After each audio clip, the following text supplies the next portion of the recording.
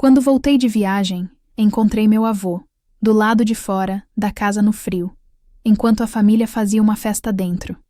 Eles estavam nos incomodando, eles disseram, mas então eu fiz uma ligação que os deixou em choque. O ar gelado da noite me atingiu como um tapa no rosto no segundo em que saí do táxi. Depois de quase 20 horas entre aeroportos e aviões, vindo do frio cortante da Patagônia, tudo o que eu queria era o calor de um abraço e uma cama quente. Mas o que vi primeiro, antes mesmo de pagar o motorista, fez meu sangue gelar mais do que qualquer vento polar.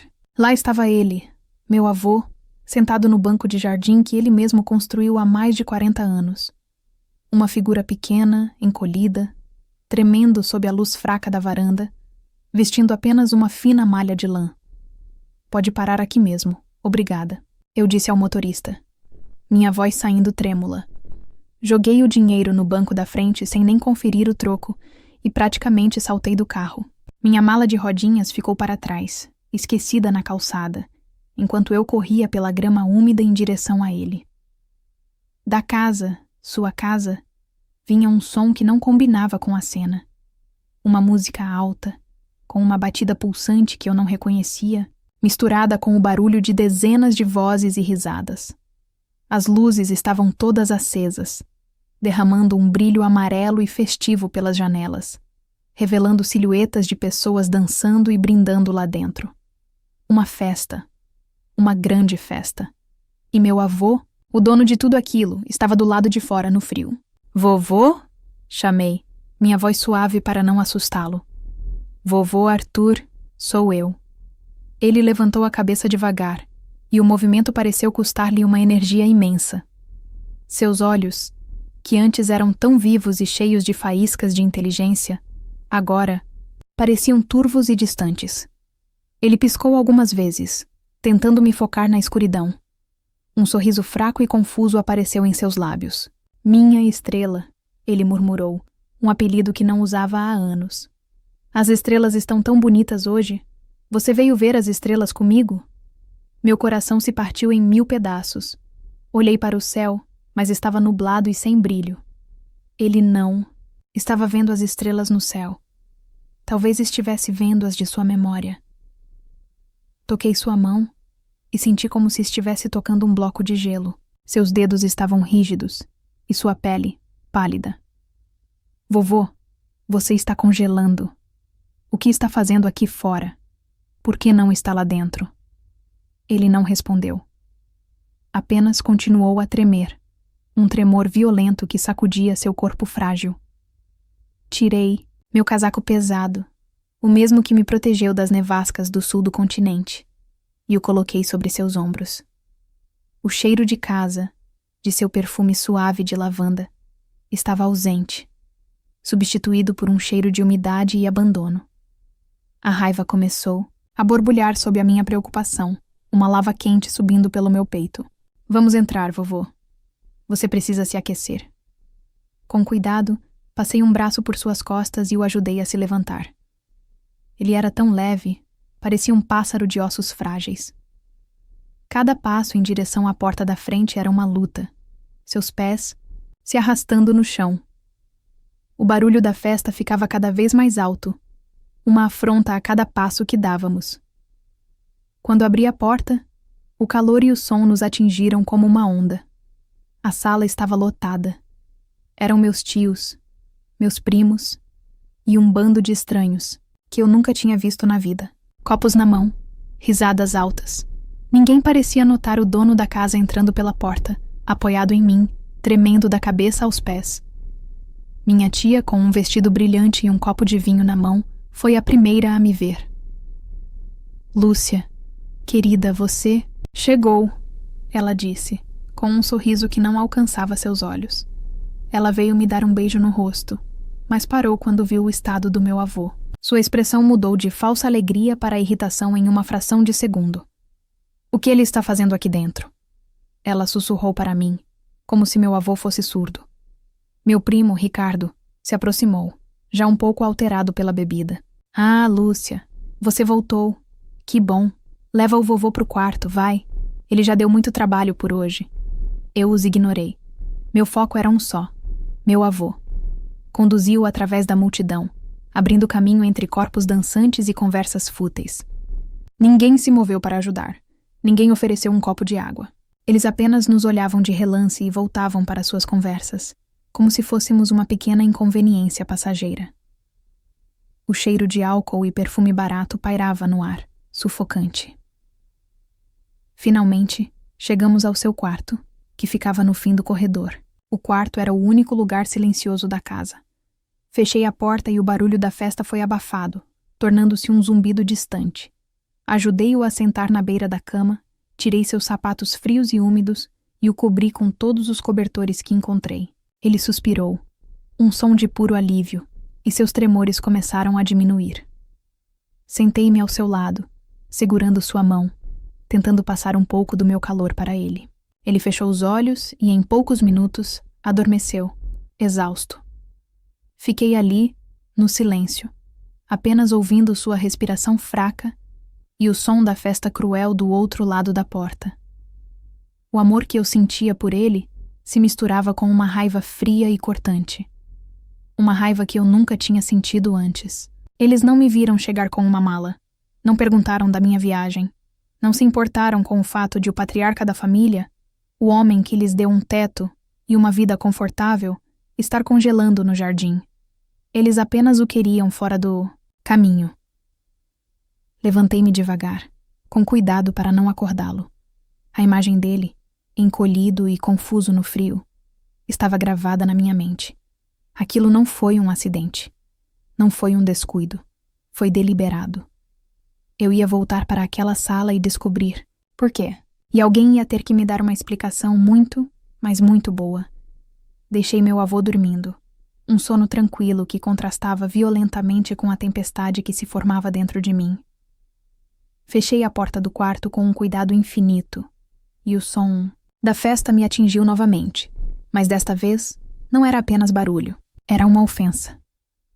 Cada risada, cada nota da música, parecia um insulto à cena que eu tinha acabado de testemunhar.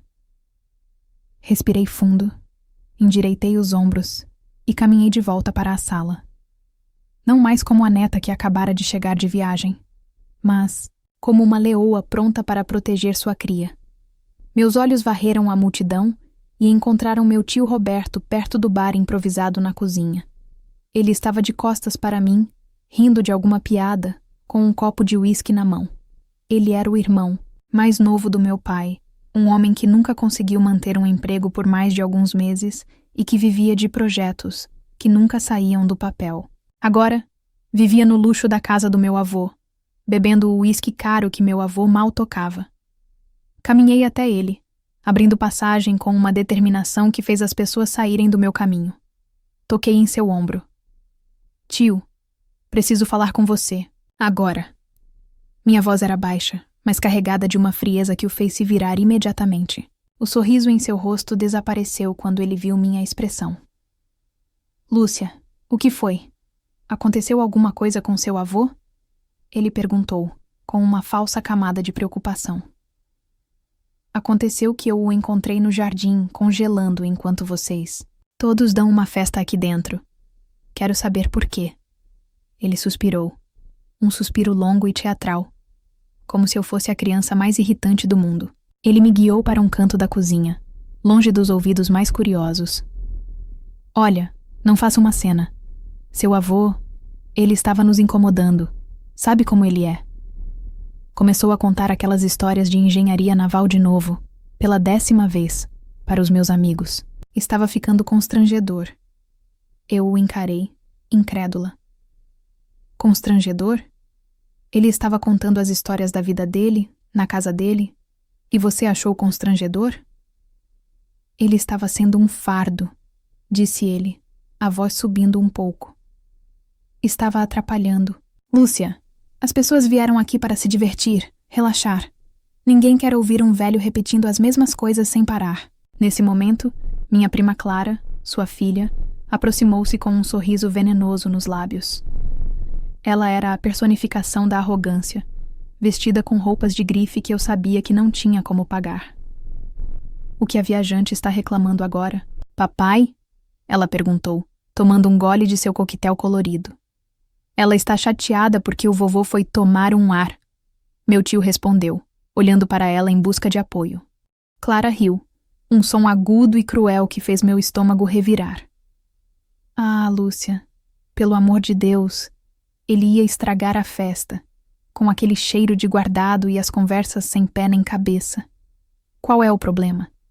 Nós o colocamos no banquinho dele, onde ele gosta de ficar. Ele provavelmente nem percebeu o frio. A crueldade casual em sua voz, a total falta de empatia, foi como um soco no meu peito. Eles não viam um homem, um pai, um avô. Viam um objeto quebrado que estava atrapalhando a decoração da festa. Ele não percebeu o frio? Repeti, minha voz agora um sussurro perigoso. Eu o encontrei tremendo tanto que mal conseguia falar. Seus lábios estavam azuis, Clara.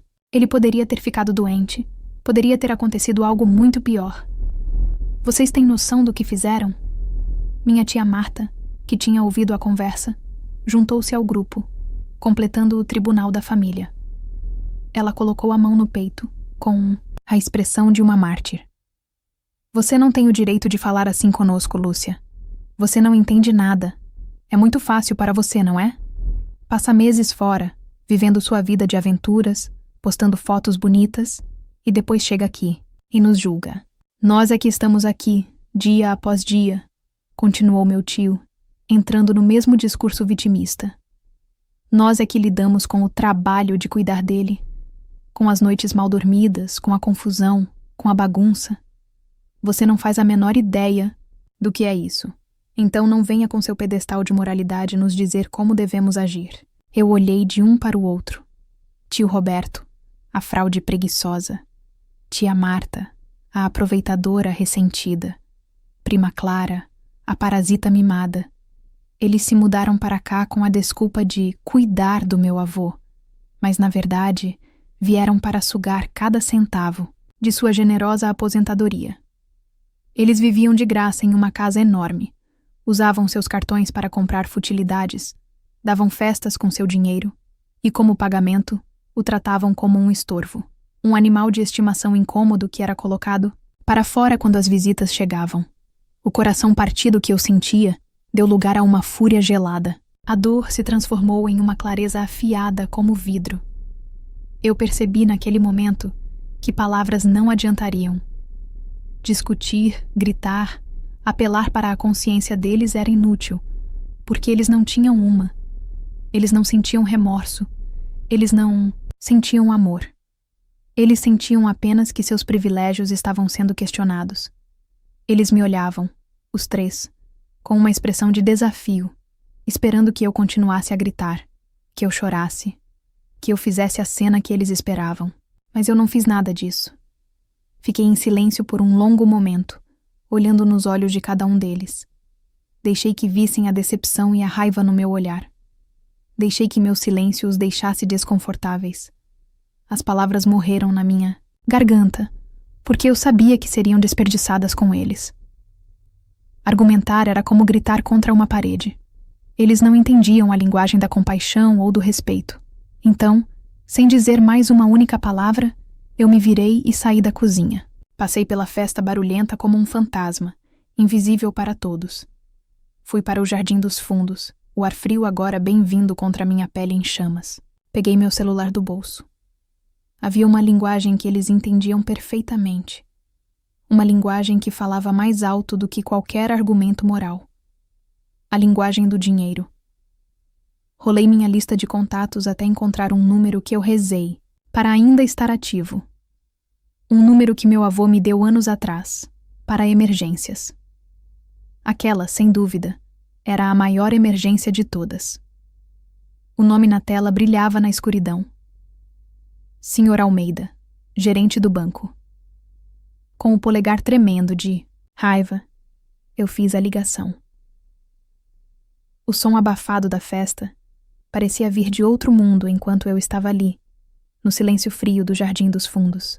A adrenalina corria em minhas veias, mas minha mão estava firme ao segurar o celular. O telefone chamou 1, 2, 3 vezes.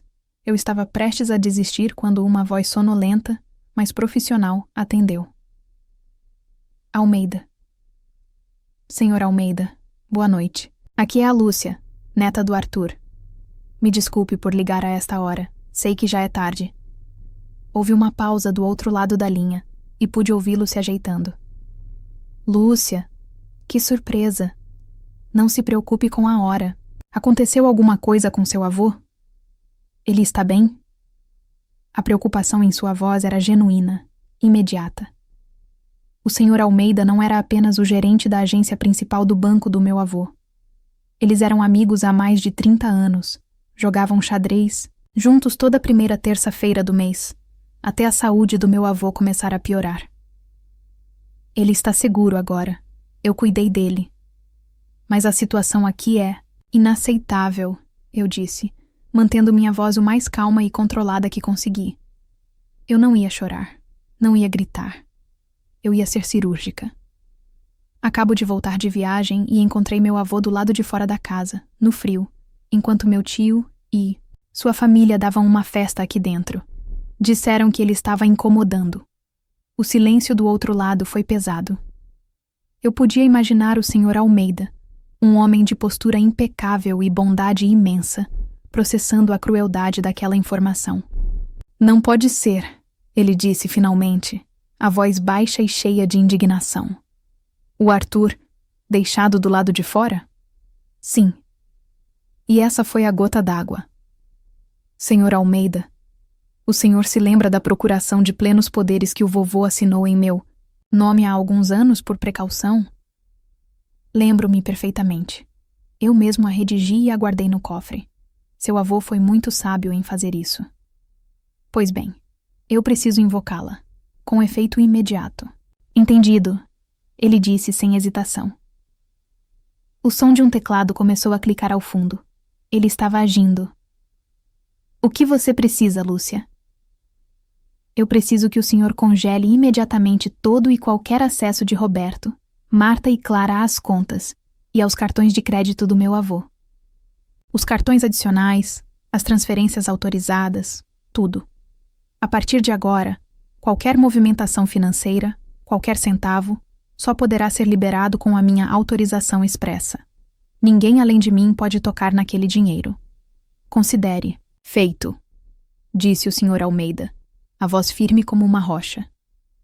Lamento profundamente que você tenha que passar por isso.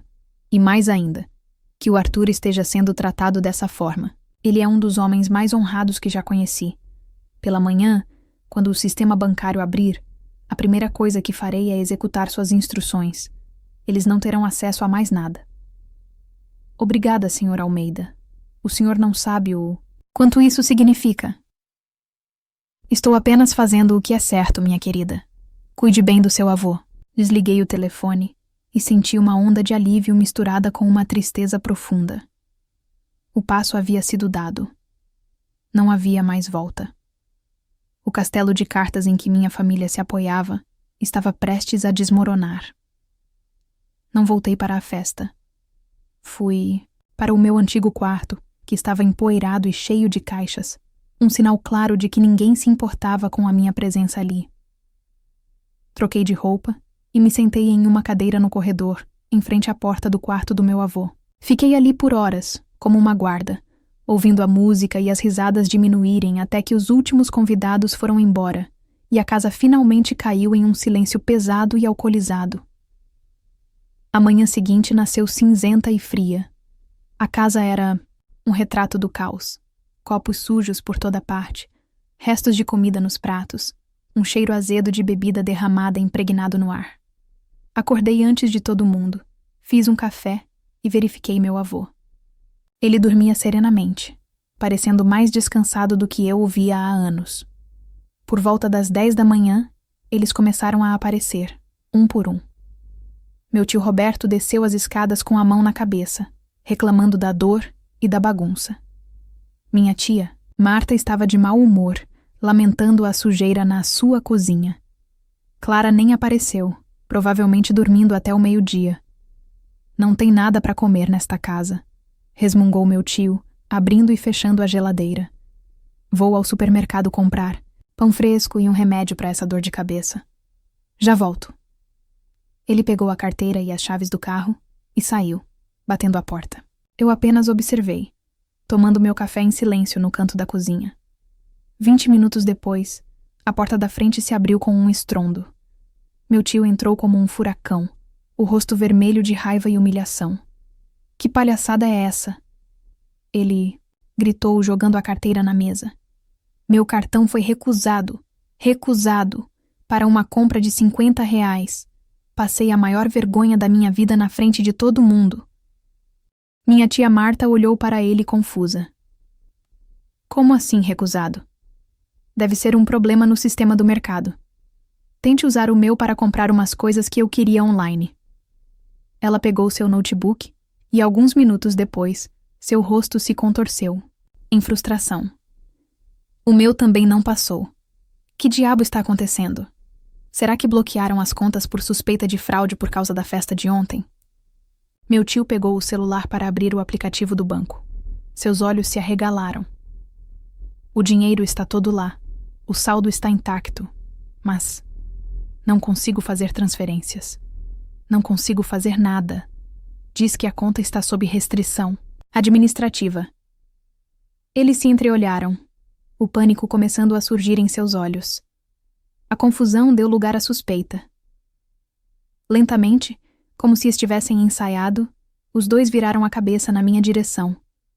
Eu continuei ali, parada, com minha xícara de café nas mãos, encarando-os de volta com uma calma que parecia enlouquecê-los. Foi você, disse meu tio, a voz baixa e ameaçadora, apontando um dedo trêmulo na minha direção. Foi você, não foi? O que você fez? Eu tomei um gole lento do meu café, deixando o silêncio se estender. O pânico nos olhos deles era exatamente o oposto da calma que eu sentia. Pela primeira vez, eu tinha o controle.